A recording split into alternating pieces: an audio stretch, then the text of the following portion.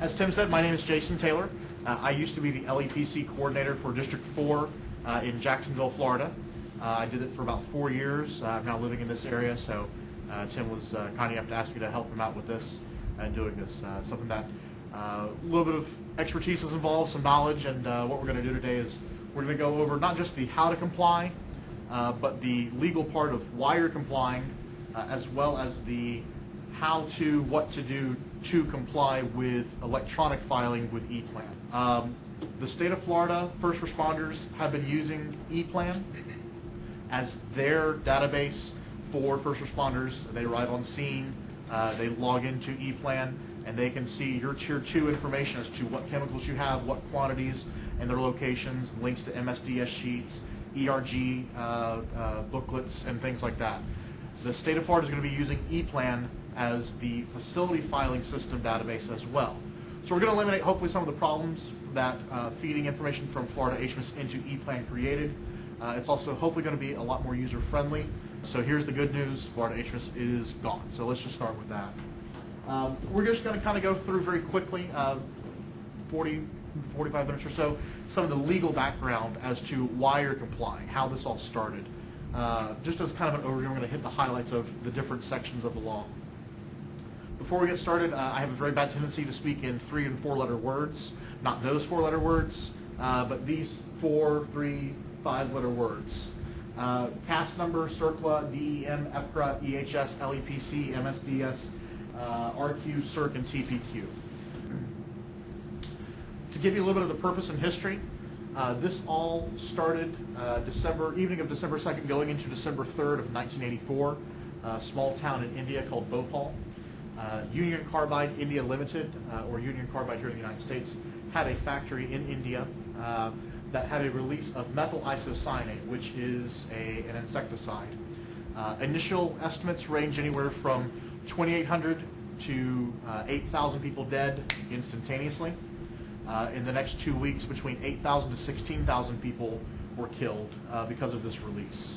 Over the past almost 30 years, there have been over 537,000 people impacted, depending upon which numbers and estimates you use, impacted by this release. Birth defects, blindness, skin sores, irritations, you name it. There are some pretty gruesome pictures out there. This really started a fire under the United States Congress to enact the Superfund Amendments and Reauthorization Act of 1986, or SARA Title III. In the state of Florida, it's known as the Emergency Planning Community Right to Know Act, or EPCRA, which is under Chapter 252, Part 2 of Florida statute. What EPCRA does here in the state of Florida is it establishes the emergency planning functions for reporting chemicals, of establishing facility contacts and representatives for chemical facilities or facilities that have certain chemicals in certain amounts for certain locations. The main thing here is that in each of the 50 states, EPCRA established the CERC, or the State Emergency Response Commission. There are 50 CERCs in the United States. In the state of Florida, there are 11 LEPCs, or Local Emergency Planning Committees. Those LEPCs are housed at our regional planning councils around the state. Here in District 6, we cover 6 counties: Brevard, Lake, Orange, Osceola, Seminole, and Volusia counties. Getting into Section 302, this is going to be the substances and notifications, as well as emergency response plans and procedures. Basically, what happened is there are certain chemicals that are considered to be extremely hazardous substances, or EHSs. In this part of the state, that can be anything from ammonia, chlorine, sulfur dioxide, sulfuric acid, nitric acid. Some of the fertilizer companies have paraquat dichloride, oxymel, methanol, hydrogen chloride. These are the worst of the worst chemicals that are out there. They're the most poisonous, the most deadly, the most lethal kinds of chemicals that you can come across according to the EPA. For a reference for y'all, I included a link here to the EPA's what's called a list of lists. What this is a collection of all the chemicals maintained in a database by EPA that they're looking for reporting requirements. The list is organized 2 different ways: by chemical abstract number. On the other side, it's organized alphabetically by chemical name. So it's the same list, just two different ways. This is just a one-page example. The actual list of lists is about 122 pages that look just like this. So under chlorine is in the first column. In the second column is the CAS number 7782505. In the third column, we have the section 302, which is the substances and notification number. And in that box, you'll see it says 100. Well, what does that mean? This is your threshold planning quantity, or TPQ, the amount at which your facility would need to report chlorine. Those numbers are in pounds. So if you have 100 pounds of chlorine or more, you'll be reporting to the state, to the LEPC, and your local fire department under Section 302. Under Section 304, this is going to be covering your release of chemicals. For those 302 chemicals, either an EHS or a CERCLA hazardous substance, there will be in the next columns of your list of lists two other numbers, two other columns. You'll see at the top there's a Section 304 EHS RQ reportable quantity, as well as a CERCLA RQ reportable quantity. So if you have a release of chlorine that is 10 pounds or more, you'll need to report this. Well, who do you report it to? If it is an EHS chemical, you'll be reporting to the State Watch Office. This is considered to be your notification to the CERC and LEPC when you call the State Watch Office. If it is a CERCLA chemical, you'll need to call the National Response Center, or NRC. Part of your notification will include just some basic information. The name of the chemical, estimate of how much was released, the time and duration of the release, when it occurred, where it was released to. Was it released to the ground, to a waterway, into the atmosphere, into the air, as well as any health risks, and if you're doing any evacuations, other safety precautions like sheltering in place, and if there is a name and telephone number to contact following this. Does anyone know how long you have to report a potential Section 304 release? Immediate? What? 15 minutes. There you go, right here, 15 minutes. I cannot stress that number enough. Show of hands, how many people here have chlorine at their facility? Ammonia, sulfuric acid, sulfur dioxide, any other Section 302 chemicals? What chemicals do you have? We're propane gas company. Propane gas, okay. All right. For those of you who know, for those reports of how do you know if you've reached the reportable quantity? It takes time. It takes a lot longer than 15 minutes. So what I'm going to tell you is that when in doubt, call the State Watch Office. They'll issue you a reference number. When you make the determination as to how much was released, whether it is at or above the reportable quantity, or even if it's under, call the State Watch Office back, give them the reference number that they gave you, and let them know the status, whether it was below the RQ or at or above the RQ. That way you cover your bases. I've heard horror stories. We had a case in Jacksonville where they had a release of, I believe it was ammonia. They waited 4 days. That's a big no-no. That's much more than 15 minutes. EPA stepped in.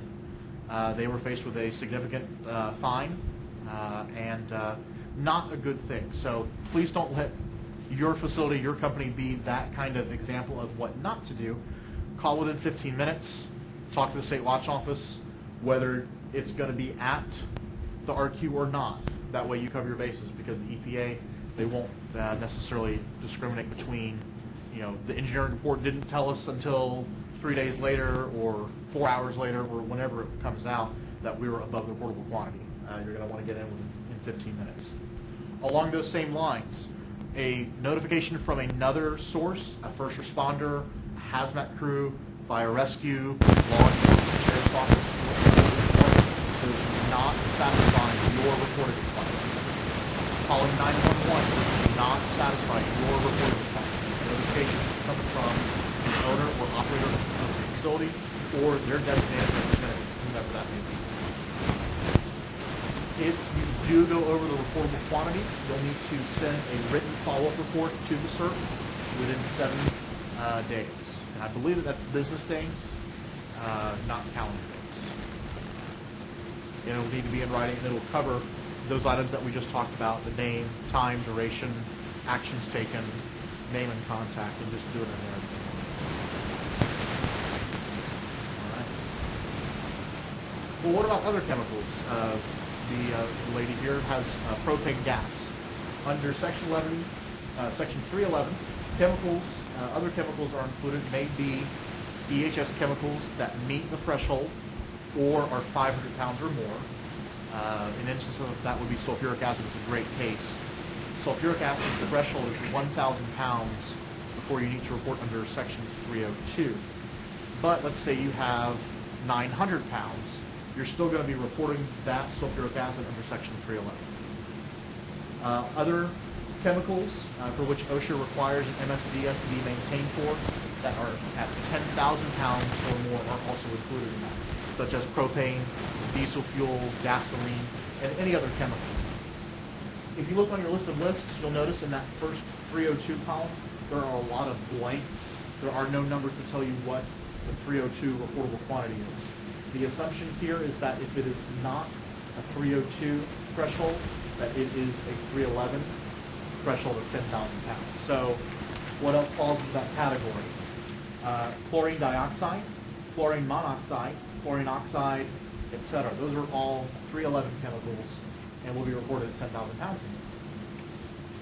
Keep in mind that OSHA estimates there's over 500,000 different chemicals that are non-EHS that they require an MSDS sheet to be maintained for. That list is growing every single solitary year as we make advancements in science and industry. Other processes, other chemicals are created. One of the ones that I've seen, are there any water treatment plant facilities here? No, we had a couple this morning. A lot of them are switching from gaseous chlorine to sodium hypochlorite. It's a diluted bleach mixture. It's a concentration of chlorine about 14%. It's not nearly as lethal as gaseous chlorine, but you still have to have a lot of it to do the same job that a smaller amount of chlorine do. They're having to report under this Section 311, 312, and that's been coming out over the past few years for the hypos. Another question I usually get asked is, well, this says that I need to send the state and the LEPC and the local fire department my MSDS sheets. Well, those are, 10, 12, 20 pages long. You have 10 different chemicals, you're looking at 200 pages. Please save a tree.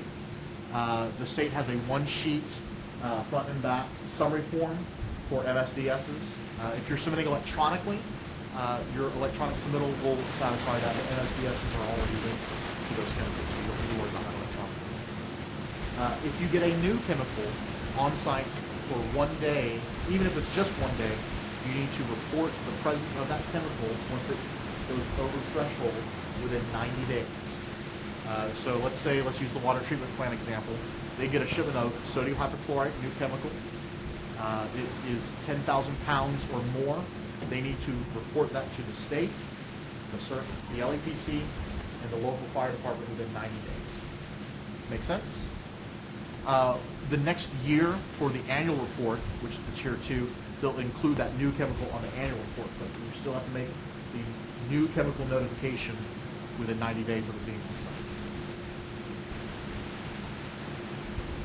Section 312. I kind of use Section 311 and 312 interchangeably. You'll hear me say 311, 312. The reason being, it's the same chemicals. The same chemicals as 311 are the same chemicals as Section 312. 302 chemicals, the EHSs, that's a different list. So usually I'll say 302 and 311, 312, just to designate the difference between those. This is actually going to be the reporting requirements for the Tier 2. It's an inventory of hazardous chemicals, how much is on site, and where it's located on site. So the what, the where, and how much. These reports are due annually for the previous calendar year, and they're due March 1st. So for this year, by March 1st, 2013, you'll have to submit your report, either hard copy or electronic, into ePlan, and it will be for the previous calendar year, January 1, 2012 to December 31st, 2012. Easy enough. These reports need to be sent to the CERC, the LEPC, and the local fire department. Now, please keep in mind that when you see in this presentation and in the law, local fire department, that does not necessarily mean, Station 17 that's right down the road. What it usually means is your county fire department. There are some exemptions for reporting requirements. Usually these are going to be other regulated industries, hazardous waste, tobacco, wood or wood products, cosmetics, drugs, what else is on it? Alcoholic beverages, food, things like that. There are some exemptions to those. I won't get into too much detail on those in this overview, but just know that there are some exemptions for reporting requirements for those types of industry. All right, here's the form. Here's the big bad evil form. If you have 3 chemicals, this whole area here and up here is going to be filled up. If you have 1 chemical, just this first part. If you have more than 3, you're going to have pages upon pages of this. So depending upon the type of facility you have, if it's a large facility or a small facility, will really depend upon how large of a document you'll have. So let's just kind of start from the very first thing. The very first thing is you're going to fill in your reporting year if you're filing via hard copy. This year will be 2012 reporting year. If you have multiple pages, you'll just fill in the page numbers up here. Page 1 of 7, page 2 of 7, etc. Facility identification, the name of the facility. Don't put your name up here. What it's looking for is, what company are you from, sir? Florida Power. Florida Power and Light. So you'll be putting Florida Power and Light, Sanford. Sanford plant. Perfect. Great. Street address. They're looking for a physical street address here. Please do not put a P.O. box. First responders don't like showing up at the post office. Post office doesn't like a fire truck showing up at the post office. So help us all out. Put your physical address. Street, city, county, state, zip code. Pretty basic stuff. The federal requirements have changed for the SIC code, the Standard Industrial Classification Code. They're now requiring the North American Industrial Classification System, or NAICS. SIC codes are usually 2, 3, or 4 numbers. NAICS numbers are 5 or 6 numbers, depending upon what classification you fall into. It will be important later on, and we'll talk about this in E-Plan, of having your NAICS number as well as your SIC number. You'll need both of those. Dun & Bradstreet, this number really isn't used. It was the system for geolocating prior to National Grid. The number was tied to the physical property, the location of it. As chemical companies change hands, change names, mergers, things like that, the address may change. Oak Street may turn into Smith Street years on down the road. The Dun & Bradstreet number was designed to basically be the same number for the geolocator. We're now going really more to National Grid for a lot of things. Don't worry too much about the Dun & Bradstreet number if you don't have them. You can always apply for one if you need to, but most people I know, they don't even know what a D&B number is, so don't feel bad. FEI, hopefully everyone here has an FEI. If you don't, something's wrong. This is your federal employer identification number. You should be able to get that from your billing or accounting office, whoever does your finances. This is how the state of Florida tracks your filing fees through the Florida Department of Revenue. Quick note, if you're a company with multiple facilities where you have the same FEI for all of the facilities, you'll have one filing fee. If you have the same company with multiple FEIs, acquisition was brought in later on or whatever that may be, you will have separate filing fees. We had someone say, well, we have 3 that are one and 3 are the other. Well, you're going to have 2 separate filing fees for those 6 facilities. And that's how they track that information.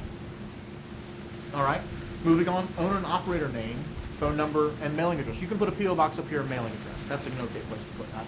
If it's the same, write the same address. Don't put same or same as physical. Please, write it out again. I understand that's kind of a pain. There may not be enough room. Try and squeeze it in, write small. Emergency contacts. They require 2 emergency contacts, each with 2 phone numbers to call. The reason being is you may have someone who's on site one day, may not be the next. Shift supervisor. FP&L, y'all probably have shift supervisors. Those people may be changing. You may have more than 2. If you need to attach additional ones, please attach them, but you need at least 2 here.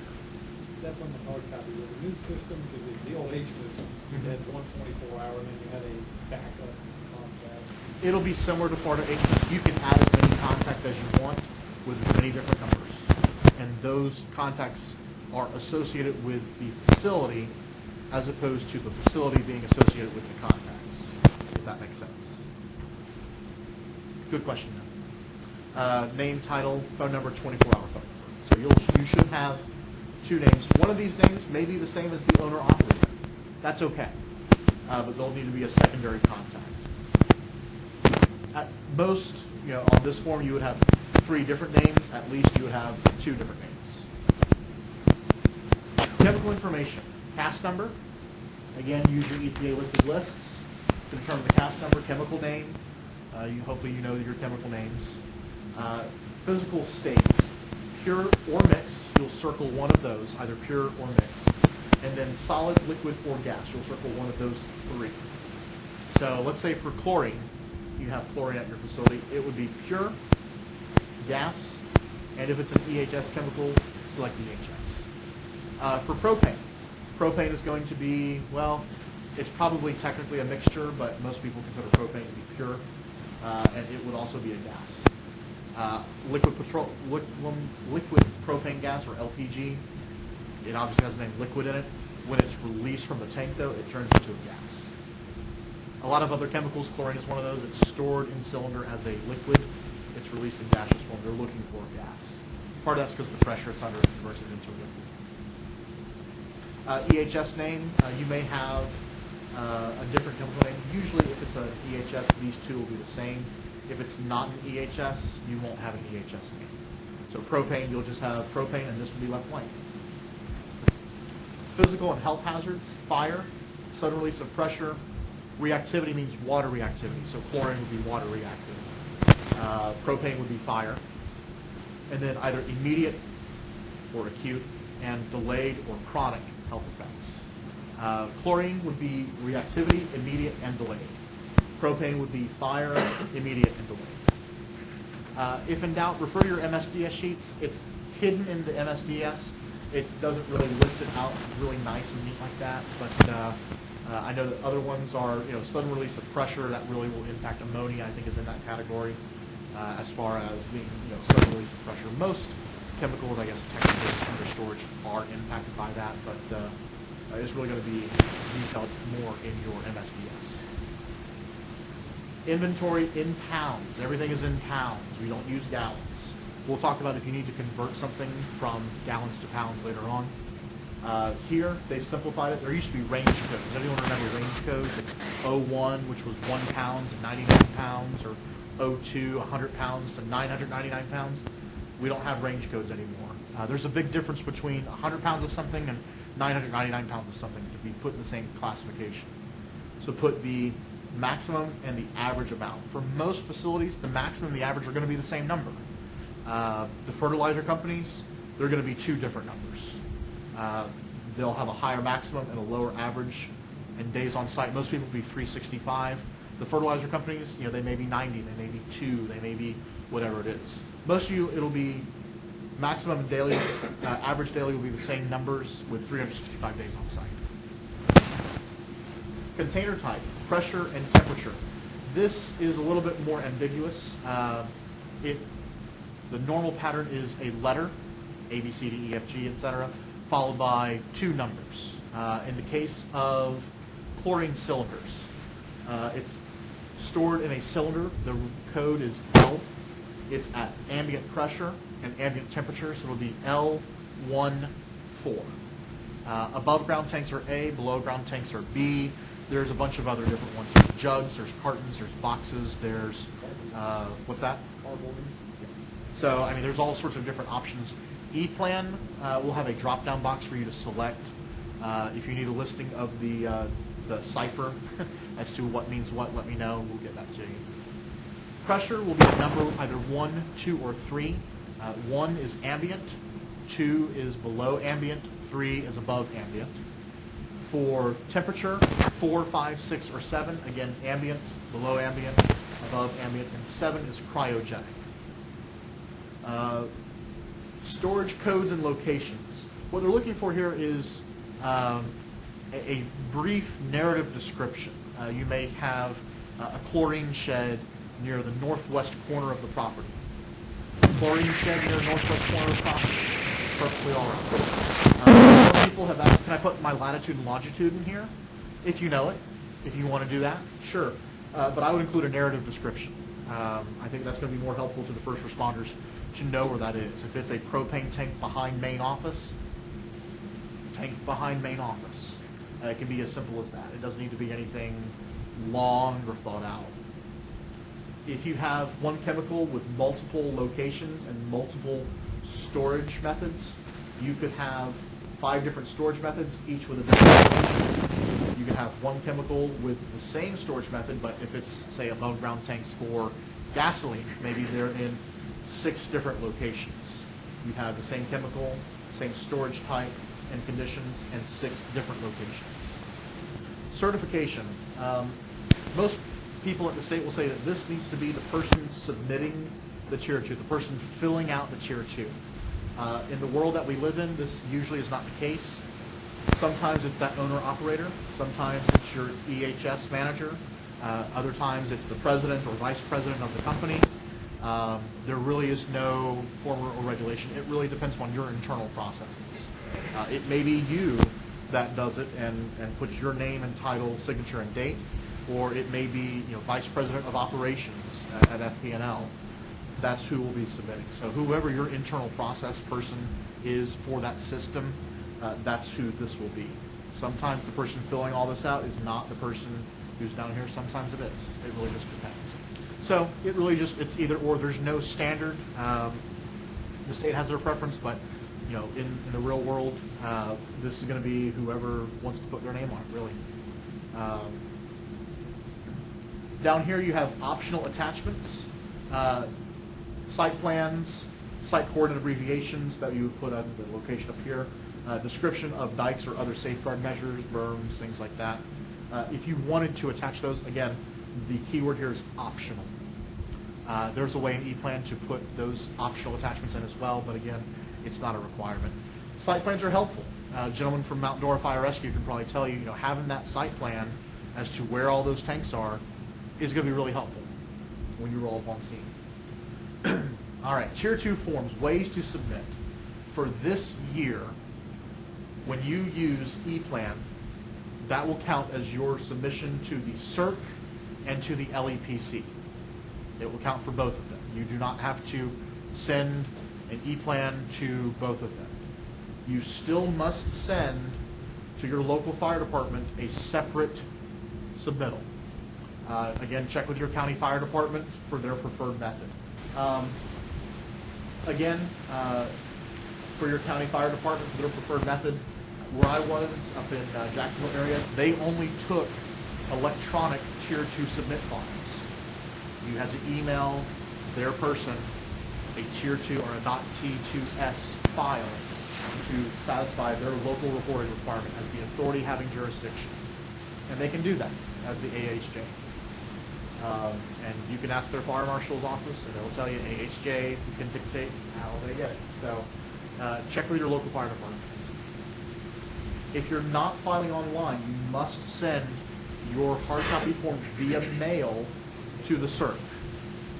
Again, check with the LEPC and local fire department for their preferred method. When I was at the LEPC, I took it by email, by fax, by a scanned PDF, by Tier 2 submit, by Cameo, by carrier pigeon, by hand delivery, messenger services, telegrams, singing telegram, that's an interesting one. However you want to get it to, and Tim will be the decider as to how he wants to take it. We took it however we could get the information if it was by hard copy. You were not submitting electronically. Again, this year, it satisfies CERC and LEPC if you're using E-Plan. TRIs. Is there anyone here who's a TRI? I'll go over this just very briefly. Y'all probably know more about TRIs than what I do. I haven't really dealt with TRIs on a regular basis. They're mainly manufacturing facilities that have routine emissions or releases of chemicals. Power plants. I know some of the feeding operations for farms used to be in that category. It's going to be for specific SIC codes, coal mining, metal mining, electric utilities. commercial hazardous waste, chemicals, and allied products wholesale, petroleum bulk terminals, and solvent recovery services. These are also listed on your EPA listed lists.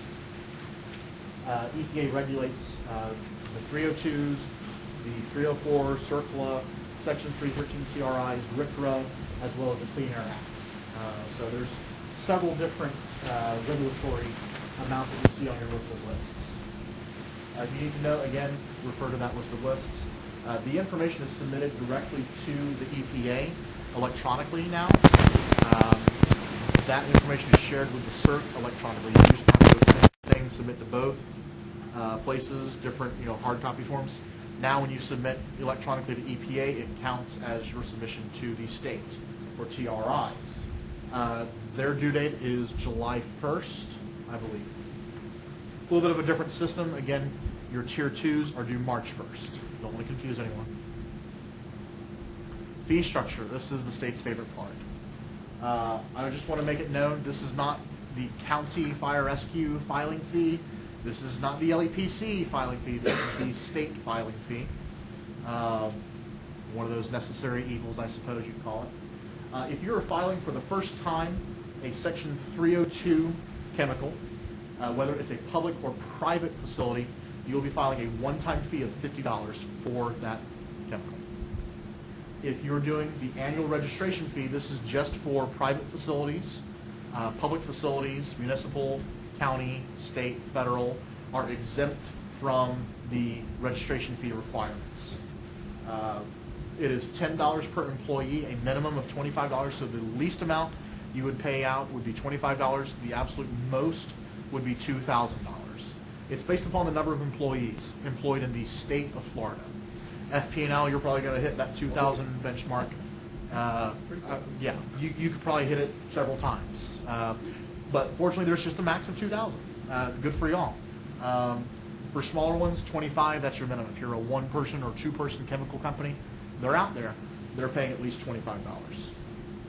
There's going to be some other exemptions for the filing rates for other industries, agriculture, petroleum, gas transmission, things like that. If you are regulated by DEP for fuel tanks, usually it's underground fuel tanks, gas stations are in that situation, you're going to have a different fee. It's going to vary from the $10 per employee. I think it's $5 per employee with different minimums and different maximums.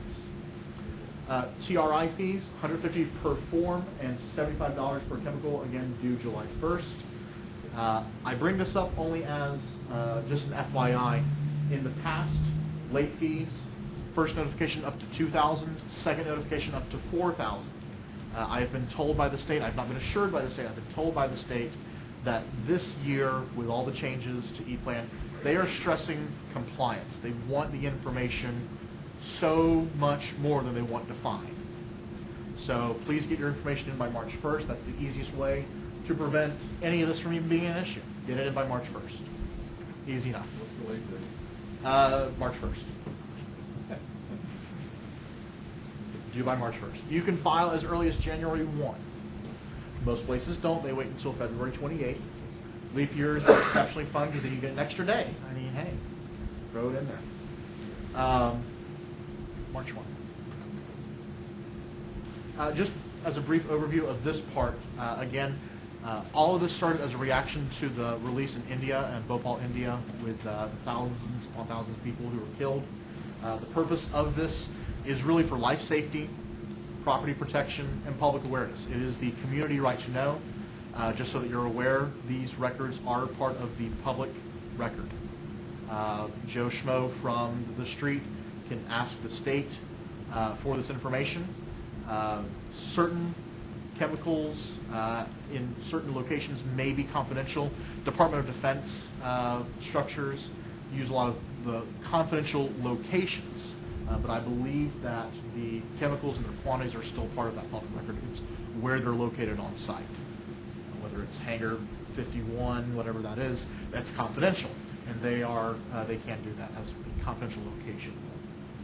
Depending upon the chemicals that you have at your facility, you may be subject to different reporting requirements under Section 302, 311, 312, 313 for TRIs. as well as emergency notification procedures under Section 304. So keep all that in mind. Tier 2's annual registration fees due each year by March 1st. I just want to stress that. All right. And then we'll get too long. Like we talked about, ePlan, erplan.net. This will be your online filing for the 2012 calendar year. When you go to the homepage screen, you'll see this is DHS funded in partnership with EPA, with ePlan, and it is housed at the University of Texas at Dallas. In addition to Texas, the city, even though it's in Dallas. You'll see this screen for first responders will be logging in to their login on this side of the page. Just as a note, there's some really great references on the left-hand column. You've got access to ERGs, NIOSH. There's some ePlan training over here.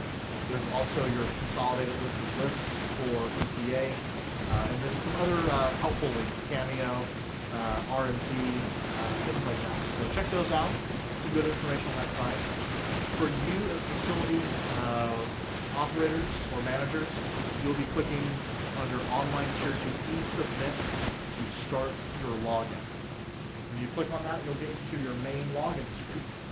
If you have never filed ever before in the entire state of Florida, you'll need to register now for new users. The state, in years past, has been entering in your information either for hard copy or through Florida HMIS and exporting it over to ePlan. You should have received, someone in your organization should have received either by mail or by email a 7-digit access ID code. When you enter in your access ID code, your default password is filing, lowercase, F-I-L-I-N-G. If you don't have an access ID, you can call the Technical Hazard Section at 800-635-7179 or 850-413-9970. Please keep in mind this time of year they are on the phone constantly. So if they don't get through the first time, message, call back. Keep in mind there are 67 other counties with facilities that go through this same process. There's 6,000 to 8,000 facilities statewide. So you're not the only ones in the boat. There's a bunch of others who are in that state as well. Keep that in mind, presentation. If there's anything that Tim or I can do to help, we'll be glad to. We'll give you our contact information. So you log in for your sign-in. Once you get your access ID and your password, you will have the option to set your password to a new password once you log in for the first time. Let us know if any help with doing that. And again, if you need your access ID for second time. So you'll hit login. You'll see this as your filing submission. Basically, this is kind of your home page once you get logged in. There are 3 different options. You can enter new data or retrieve old data. Most of you, when you log in, you'll see under here currently filed years, 2011, maybe 2010, maybe if you're lucky 2009. The state will enter those in, hopefully with hard copies or for Florida HMIS. Hopefully you will have something there. What I did is I just registered as a brand new facility. I want to kind of start from the bottom up approach. Someone who's never used. Your other option, if you want to create new data, you'll just select the filing year. What I did when I did this is I selected purposely 2011 filing. And I'll show you why when we get to the copy data function. I copied my 2011 data to my 2012 data. So you can copy old data to new data. Fairly simple. You load in previous year, put filing year, and put copy data. Also, does anyone here use Tier 2 Submit? Hands around. You can also import a Cameo.zip or a Tier 2 Submit.t2s file if you use either one of those programs into ePlan. And it'll load all that information. So I started with entering new data. I selected my filing year 2011, and I click Continue. What you'll see, it'll bring up for your new facility, your facility information. Keep in mind, up at the top you have 1 star, which means that it is a federally mandated field.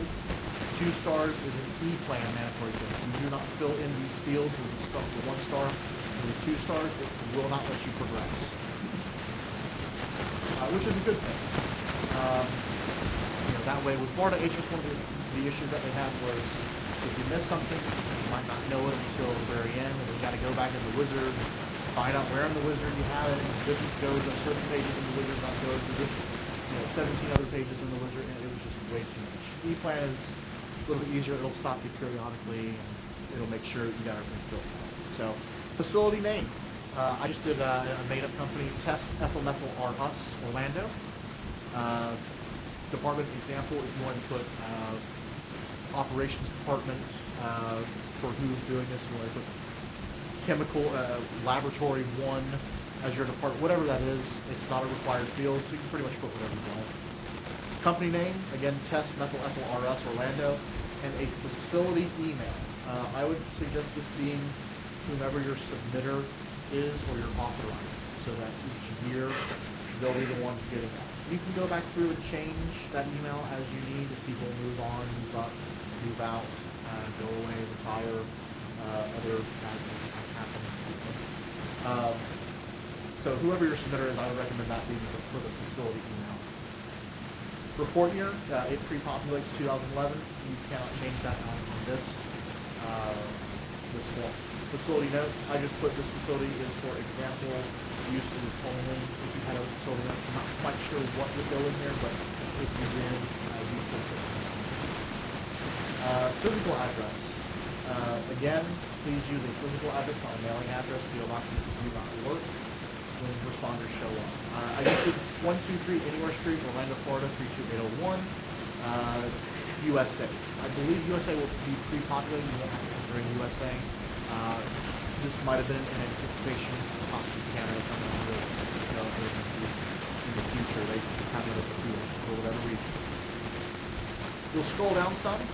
You'll go to mailing address. Here's where you can put your PO box if you need to. There's also a checkbox if the mailing and physical are the same. You'll check that and it will auto-populate. Latitude and longitude location. You can do lookup lat long. When I did it, it put it smack dab downtown Orlando because there is no 123 Anywhere Street. It just did it on the zip code and put it smack dab in there. I would be very curious to try it out with an actual address. Please verify though that latitude and longitude. Remember, latitude may be positive, longitude should be negative. Otherwise, looking up to somewhere in the fault. It's not a very quick commute for first responders, and you're trying to get on. So please keep it. Yeah. Did it correct? Yeah, they Okay. Yep. Well, that's good. Good to know. If you do negative 26, negative 81, you're in the Indian Ocean. If you do negative 26 and negative 81, you're somewhere in South America. So good to know. Just keep it in the U.S. These fields are not required for this point. Method of determination. I did it by zip code. There's a drop-down box with tons of 20 or so, maybe more options that you can use. GPS is one of those options, and other systems and formats. If you're curious about what those all are, we can look it up and see what all else is there. Description of location. I just did center of facility. They had things like front gate, main office. There's another drop-down box with a bunch of different options. Number of employees, 2, however many employees you have at the facility. This is not statewide. This is just the facility. So if you have multiple facilities, there's where you put it. When you do statewide for your fees, that will be at the statewide portion. But this number isn't required. If you don't want to put it, that's fine. Don't worry about it. I did just for, put something in there, for example. Tier 2 type of facility. Most people will select Tier 2. If you were maybe an RMP, you might, if you're using this system, put non-Tier 2, but most people, they'll have it as just Tier 2. Facility classification, EPCRA 302, EPCRA 311, EPCRA 312. Again, keep in mind, if you are an EPCRA 302, you're also a 311 and 312. If you do not have 302 chemicals, then you will just be 311 and 312, but not 302. There's some more information over here that you can click. If that doesn't make sense, or you get to this next week and you forget what I said, or whatever the case may be. You can click on those for more information. Submission, just like we talked about on the physical hard copy, this will be whoever's certifying. It may be you, it may be someone else, it may be the vice president of operations, the owner-operator, whomever that is. That's who needs to be here. Name and official title, or the owner-operator's authorized representative, whomever that is, for signature. If you need to clear the whole page, you can click reset. If you're not happy and don't want to save and continue, click cancel. I click save and continue because I just wanted to move on to the next one. And it will say that information. Facility identification. This is going to be your codes. You are required to enter at least an NAICS code, which I did, 541690 for chemical consulting services. If I needed to edit that, if that wasn't right, I can edit or delete it. I also did a SIP code. I'll show you on the line in a few minutes why I figured out what that was. 2899 preparations, not multiple times. You'll enter in your ID type.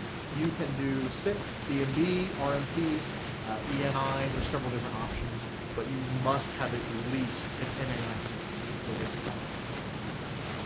ID value, there's no drop-down box for options for some reason. I'm not quite sure. That would have been helpful.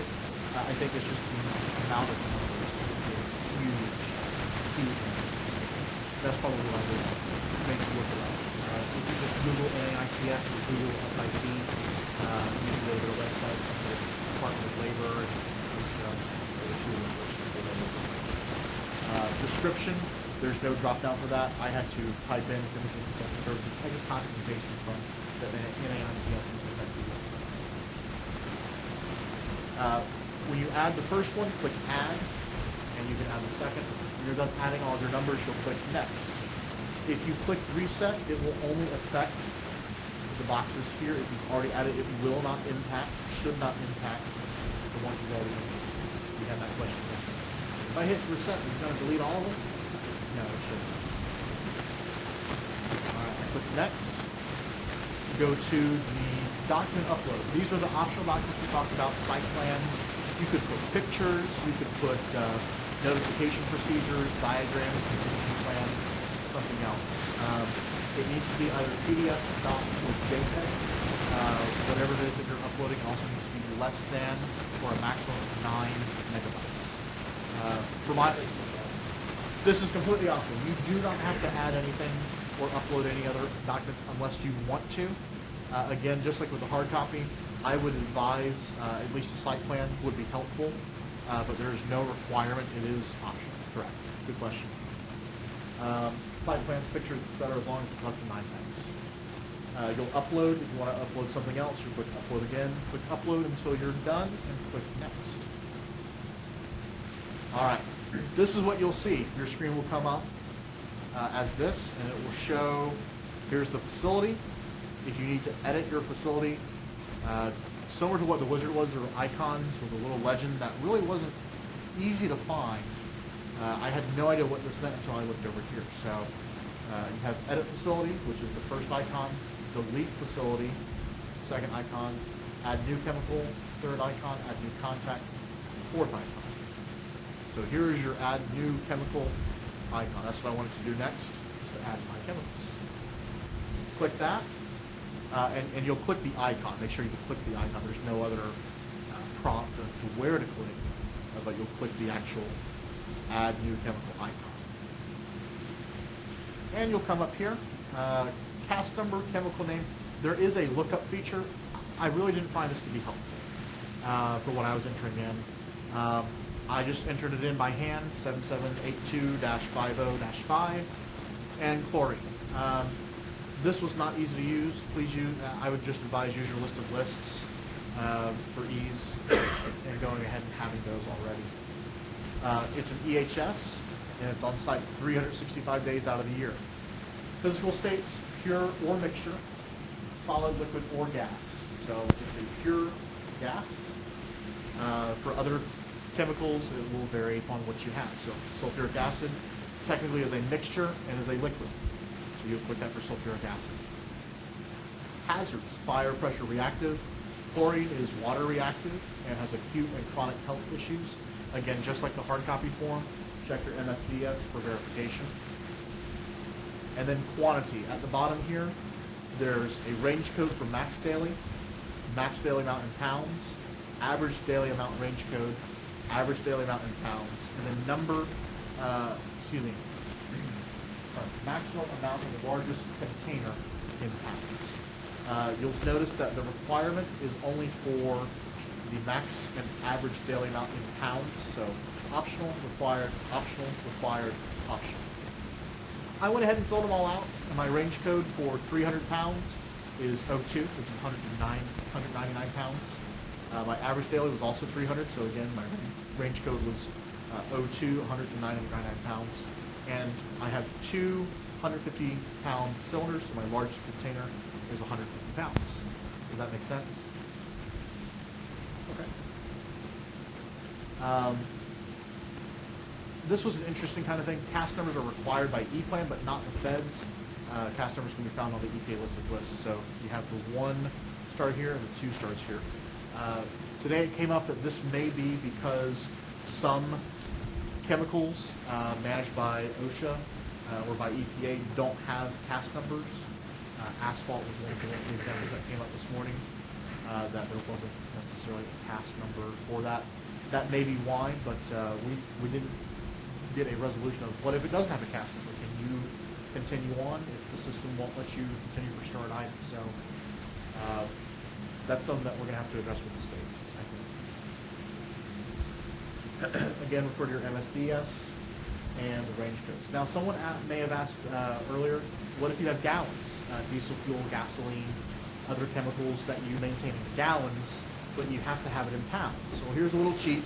Take the specific gravity, multiply it by 8.34, which is the weight of 1 gallon of water, and then multiply that result by your number of gallons, and you'll get the total weight of the gallons in pounds. Do we have chemical people, smart math people? Is that true? I'm not just making this up. Okay. Yep. So there you go. I didn't just make it pull it out of the air. Good to know.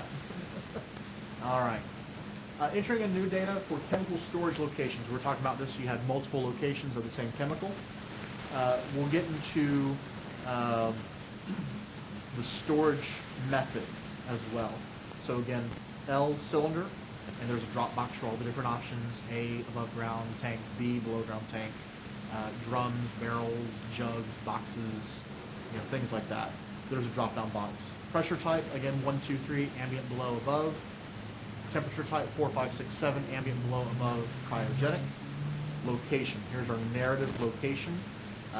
Mine are in, my chlorine tanks are in the northwest storage shed, and I have 300 pounds, so 300 pounds. If I were to be a DOD site, and I needed to make this confidential, I could click that confidential box to make the location confidential. I believe that is only for location. You can't just put confidential on everything, and I think that you actually have to show cause and things like that. So why you're putting it as confidential. Power company, you may want to, you may be under that. I'm not positive, but you probably haven't done confidential location. So I would bet. You can update this as many times for as many locations as you have for that chemical. And again, this is going to be tied to this location for this chemical, for chlorine.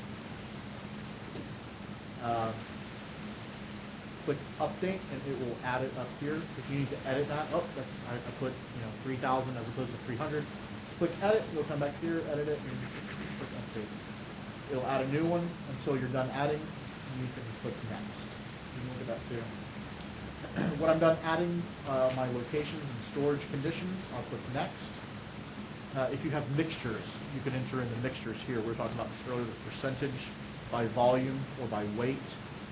So if you have different components for chlorine, it's 100%. It's an EHS, but sulfuric acid, either there, it's an EHS, and it's whatever the percentage by volume or by weight is. You can add the other ones, the electrolyte, whatever that is for other chemicals as well, until you get We were talking about some of the aggregates, sand mining, other asphalt, concrete companies. They have a lot of mixtures, potash and all the other kind of stuff. They would go through if they wanted to. It's not a requirement to do this for the mixture, but it is helpful just so that you can see through the information. And again, you'll add each mixture component until you're done, and then you'll click next again. All right, so I'll take it back to here. This is kind of a false screenshot. When you get to this point, it will not have, because we haven't entered it yet, contact information. This is just my mistake with the screenshot, so keep that in mind. It'll have the facility information and it'll have the chemical information, but this contact information in the middle won't be there because we haven't technically added it yet. When you see it, you're adding it for the first time. But let's go ahead and add the new contact information. You'll click the icon up here. Just as a note, for those of you who may be OCD or CDO, depending on how OCD you actually are, chemicals listed here are by the order entered. So if you list, chemical, chlorine, propane, gasoline, sulfuric acid, that's the order that it will show up here. If you're a little bit OCD like I can be, and you want alphabetical, you'll need to enter it in alphabetical. So it would be chlorine, gasoline, propane, sulfuric acid. If it were by the amount or pounds, if you wanted to enter it that way, let's say it's 10,000, 5,000, 4,000, 2,000, you would have to enter it in that way for those chemicals. If it doesn't matter to you, then don't worry about it, but some people will just like the order and the structure. I'm one of those people. I didn't add a second chemical. They're trying to get a sort feature. It may be available in the future.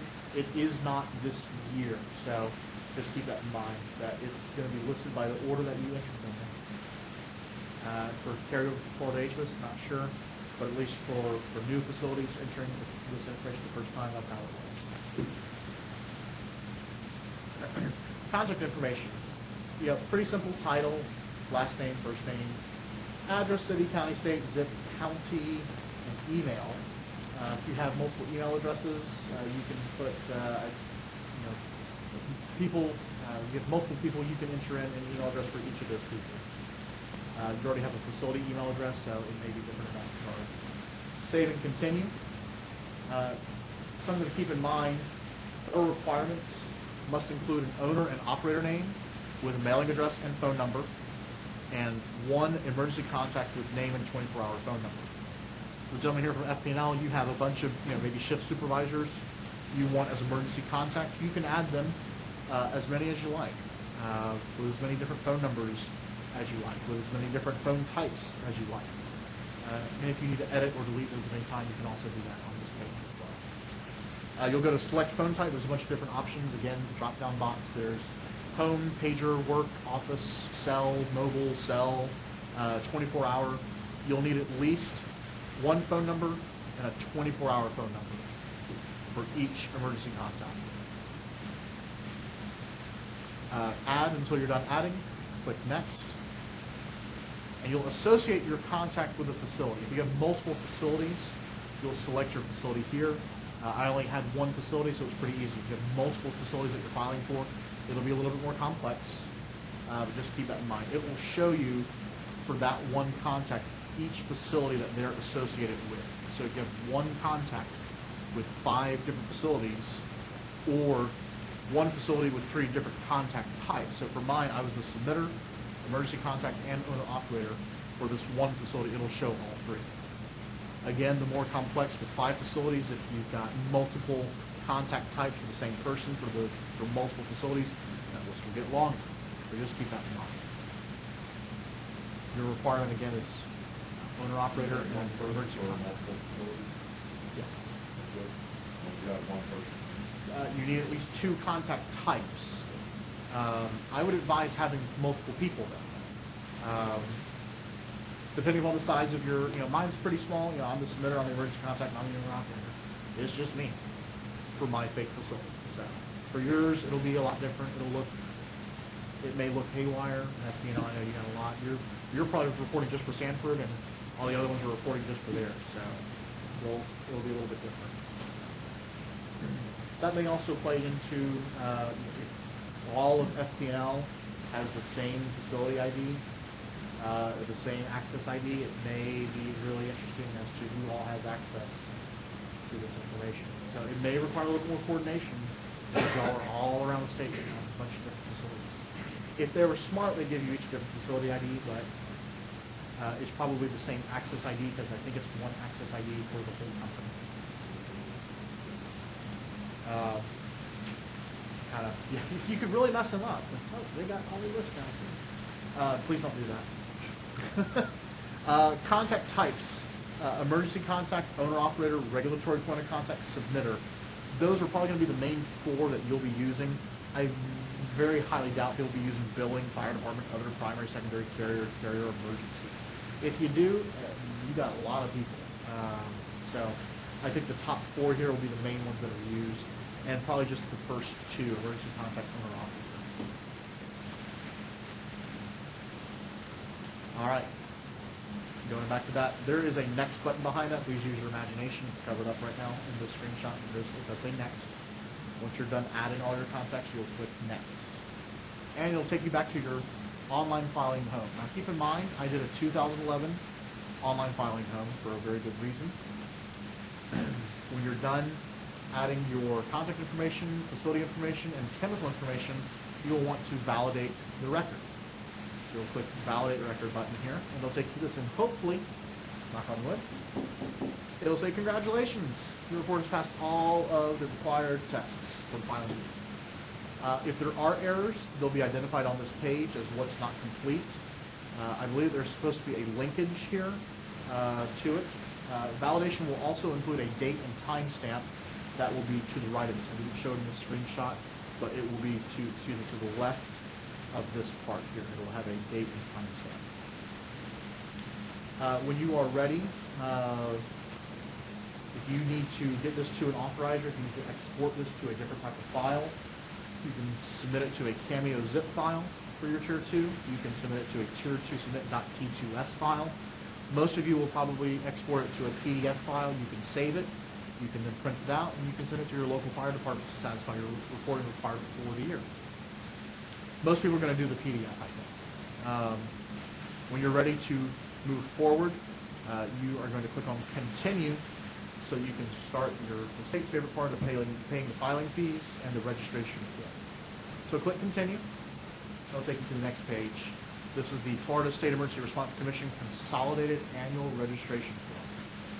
Filing year, company name, I put Taylor for some reason. I think I was looking for first name. It's company name. That's my mistake. Again, business mailing address, 123 Anywhere Street, Orlando, Florida, 33801. This is not a real FEI.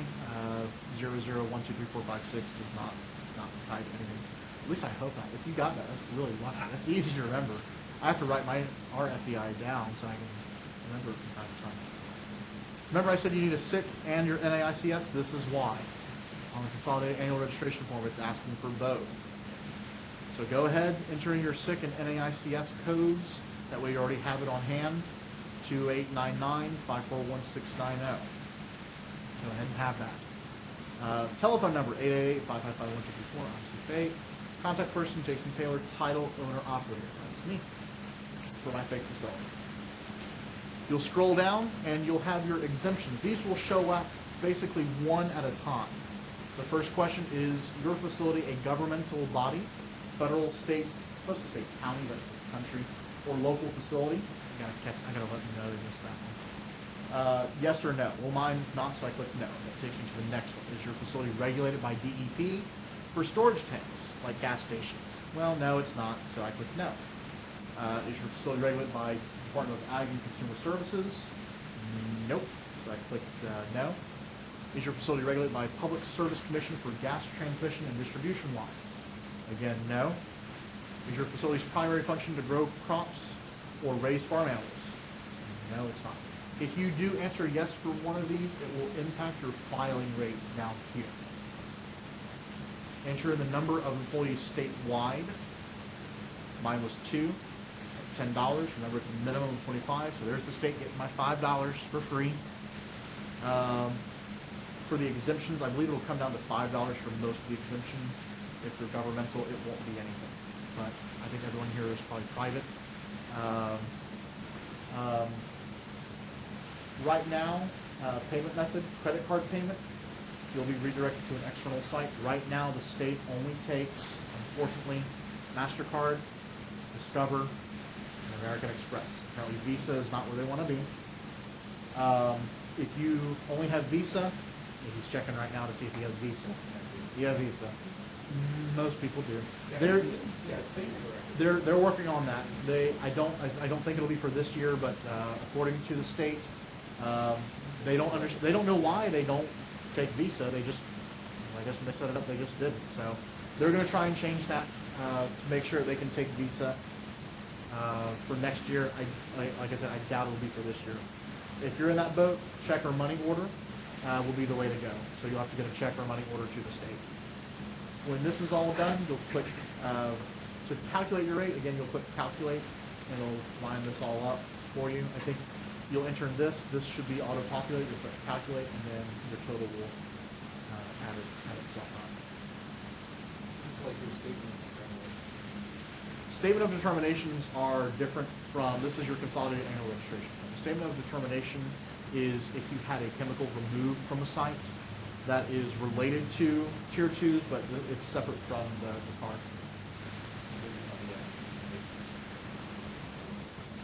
Again, that was a consolidated, that wasn't the SOD. Yeah, it was a different form. They all look similar. They were fairly standardized when they originally did them. I don't remember when they last redid all that, but it was a while ago. Yeah. Yeah, and you've got the 311 MSDS form. You've got there's all sorts of different forms that they have. When you do this, you'll get this page. Note, if you have already filed the facility information at ePlan, status shows it's filed, and make any further changes to the facility contact chemical information, you do not have to re-upload the information. All changes are automatically available to the first responders and the state offices. However, you will not get a confirmation email for the changes. To print the changed information, click on the print PDF button. To submit your check or money order, you'll need to send it to the State Emergency Response Commission, 2555 Schumacher Boulevard, Tallahassee, Florida, 32399-2100. Don't ask me how I memorized that. I just read it now. Again, telephone numbers if you need it. For all of your facilities that are here, you can check individual ones. If you can also click select all, and that will check all the facilities. Since I only had one, it's only showing one. Again, status is not filed. Before you do all that, before you click update, there's also this print PDF button here. When you click update, this will submit your tier 2 and the consolidated annual registration form to the state through ePlan. If you want to, or if you need to print this PDF to have someone else verify it, again, your internal processes will determine that. You can do that. You can save and come back to the update later if you need to. So you don't have to update here. You can go ahead and print the PDF. Previously, before we did all this, the consolidated annual registration form, you could also export to the PDF, so it was also available there for the tier 2. I think this will print the consolidated annual registration form as well. So hang on to a copy of that. All right. When you do the print PDF, this is what you'll get. It looks like a tier 2. You got facility information, you got contact information, you got chemical inventory information. Looks like the old tier 2 form. We're as close to it as possible. So much more than Florida HMIS did. Florida HMIS, you have like 3 or 4 different pages: contact information page, chemical information page, location information page. There were like 5 or 6 different pages, and they didn't have all this information on one page. You have to like paste it together at 3 different pages. This is so much easier, and it's easy to read, and it's all right here, and it just gives me that kind of warm and fuzzy feeling with chemical inventory compliance. If you want to copy data, we talked about this earlier. Just want to highlight here where this is from 2011. So here's my 2011 form currently filed. It showed up. It's right on this page. It will be there. I can go back and access it. I can go back and edit it. It'll take me to the home page. Copy data from 2011 to 2012. I'll click copy data, and it'll be this little thing that says copy and complete. I can click 2012. It'll take you to 2012 information. There it is. It even says 2012 online filing home. There's all the information. It's the same as 2011. I can go in. I can edit the facility information. I can edit any of the contact information. I can edit my chemical information as well. I can still add new chemicals. I can still add new contacts. I can delete facilities. I can delete contacts. I can delete chemicals. I can copy chemicals. If you've got new chemical, if you've got the same chemical but different concentrations, that's kind of the only thing I can think of for the copy chemical, but you could potentially do that. Most people I don't think will, but it's available if you need it. It's one of those, good things to know. Again, you'll validate record, you'll go through the same process for the consolidated annual registration form. This doesn't apply to, I don't think, anyone here. Importing the Tier 2, though, you need to import the Cameo zip file or the Tier 2 submit.t2s file. You can do that here. It'll take a few seconds to load. Once you go and browse and select your file, you'll click upload. It'll take, depending upon the size of the facility, 30, 45 seconds, maybe a minute or more, a little bit more. When they did it at Orlando, it took them a little bit longer than 30 seconds, I think. It was closer to about a minute, minute and a half. Bear with it, keep with it, and it should upload. Something else to note, instructional video tours. Instructional video tours are just about every single place at the bottom of the page. You can create a new submission, you can look and see how to do that. Add facility, add contact, add new chemical, edit info, edit chemical info, validate record, create Tier 2 zip file for export, import Tier 2 zip file, and it will show you how to do all those things. The downside is you can't fast forward through it. You have to sit through the 3, 4, 7, 10 minutes that it takes to show you how to do all that. But if you get to a place you don't necessarily want to call the state or call Tim or email me, you can help yourself. They got some tools down here too. It seems like a good option. If you're at a place, I really don't want to. I don't feel like calling the state to figure out how to do that. I think I can do it. I just need to have someone show me where it is. I don't remember the presentation, the great presentation that Jason gave last week or last year. It'll help you out here. Give you a little placeholder and kind of move you on the right direction. Important telephone numbers and addresses. Again, if you're sending information to the state via hard copy, if you're sending a check or money order, 2555 Shumard Oak, Tallahassee, Florida 32399-2100. You can call these phone numbers for technical assistance with filing if you need to. 850-413-9970, that's a big one. If you have a CERCLA release, National Response Center, 800-424-8802. If you have a 304 release for the Florida State Watch Office, 850-413-9911, or this 800 number here, 800-320-0519 as well. Questions? You can direct those to Tim. There's his email address.